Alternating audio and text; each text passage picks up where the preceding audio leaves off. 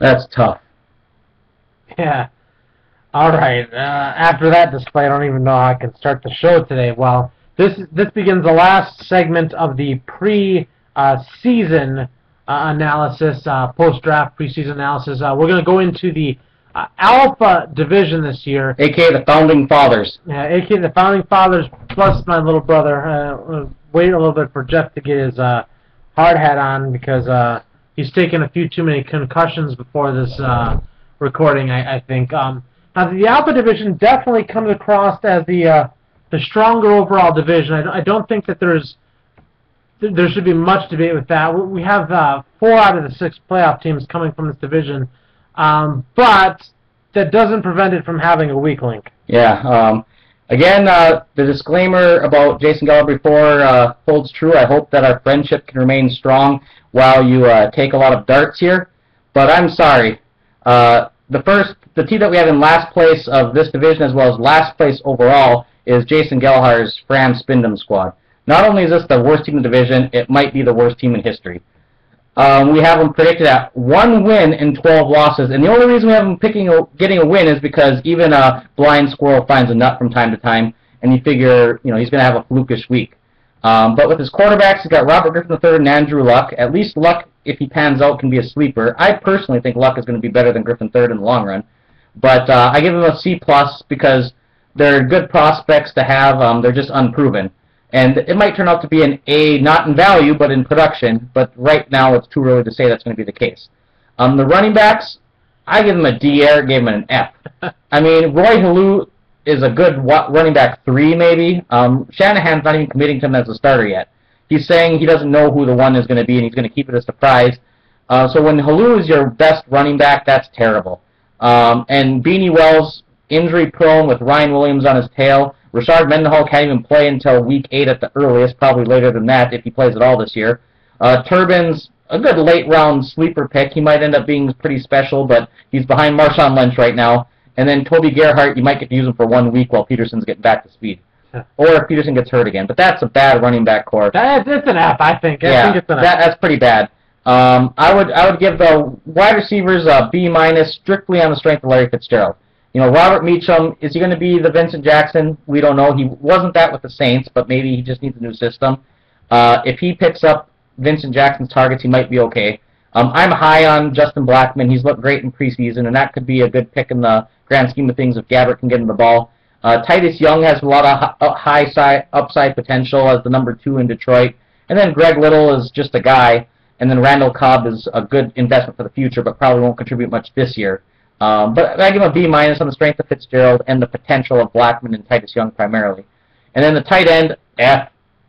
Just like F. Yeah. I mean, Kyle Rudolph was ranked 22 on ESPN, which means he barely should even be drafted. To put all your tight end hopes on a rookie and they actually brought in John Carlson as well to kind of be the number 1 there. That's a terrible first tight end to have. And then just an average B with the Lions and Matt Bryant. Nothing special there, nothing terrible. So I give his team an overall grade of D-. Eric gave him an F. We both agree he's going to go 1 and 12. I'm going to change it to an F too. Yeah, because that's the worst Chicago girl never called you. Yeah, because the Chicago girl Kendra never called me.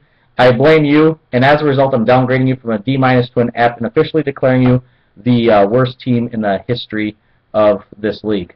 We both have Gellhar as a 1-win team, but in honesty, we don't know who he's going to beat. We just figure he's got the win will happen at some point.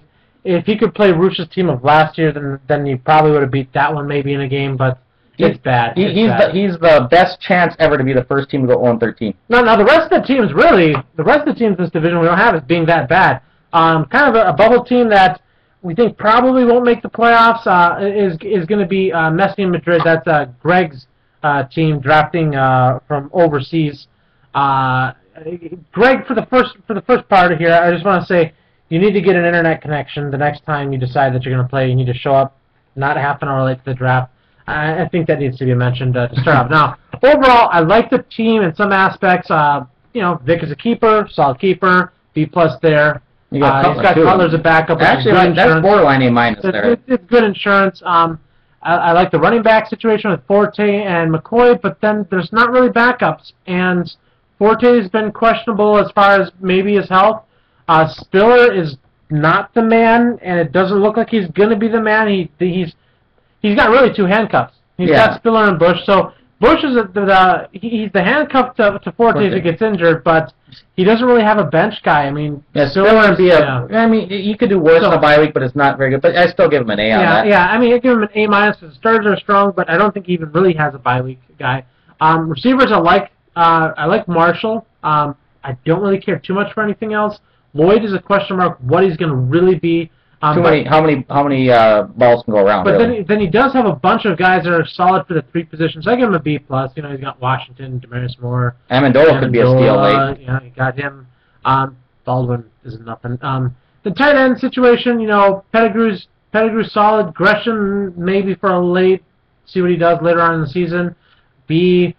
Defense. Pettigrew's a great PPR. He was 6th in the scoring for tight ends last year because of his PPR. Yeah. And kicker defense, kind of a whatever. Jets, Nugent.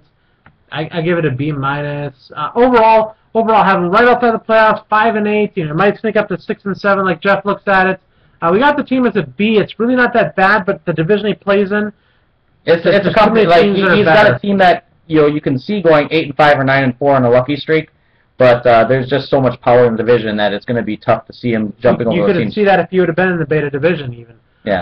Now the team that we both have right above Greg's team and kind of slipping in there as battling Greg for that last wild card. Right. I think slipping in there as the last team in for the playoffs is my little brother's team, Matt Drozwicki's team, Dancing with Raji. Dances with Raji. Dances with Raji. Wrong verb tense. Well, whatever.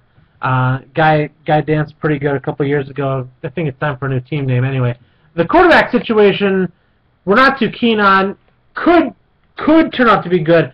Peyton Manning, complete wild card. And I think this is what keeps Matt's team from being looked at better as far as preliminary. C plus, I give him, you know. And I give him B minus. But the thing is, if any team's going to go with just one quarterback, not worrying about a backup, I think this is the worst quarterback to take if you're only going to have one quarterback. Yeah. You know, who knows what's going to happen to the next. That's the definition of wanting to get a good second quarterback, just like with Vic.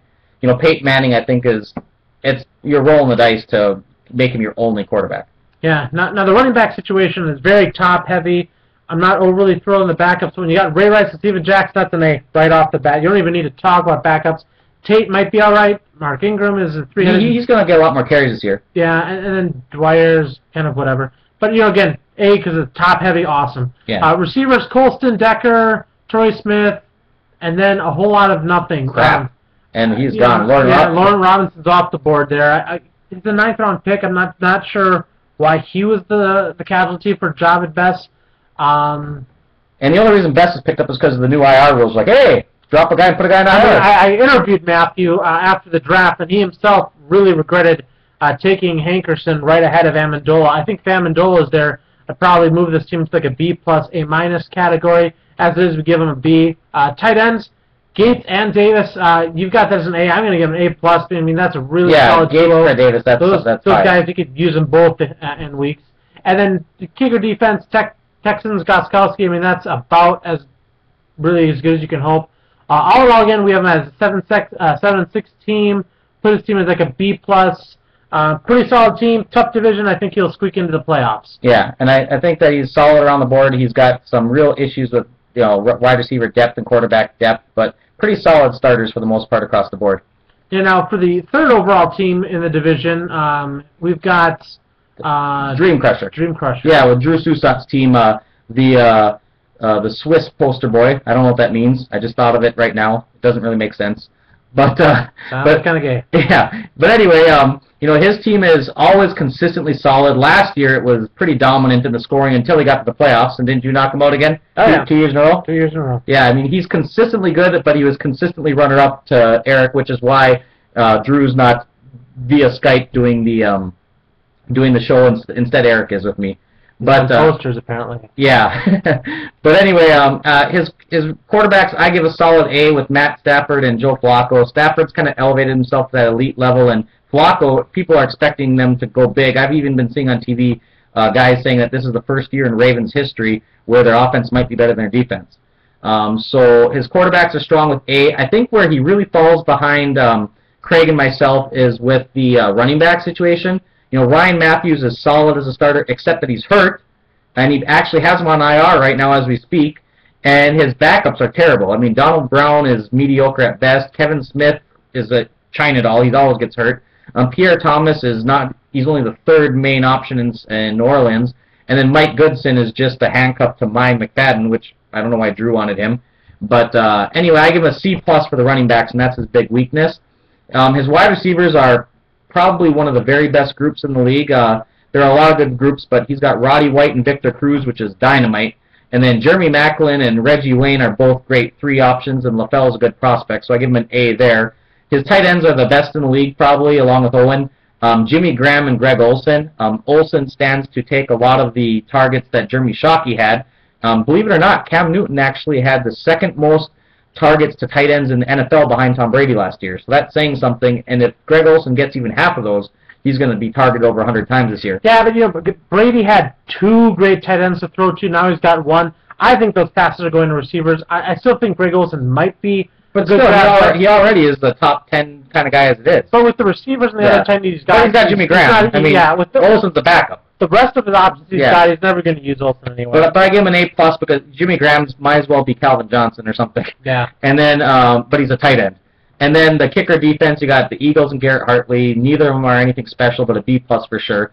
And the worst, we give him a B+, and we predict him to go 8 and 5. The only head scratcher is why, when he put Matthews on IR, why did he pick up Rod Streeter? Yeah. Huh?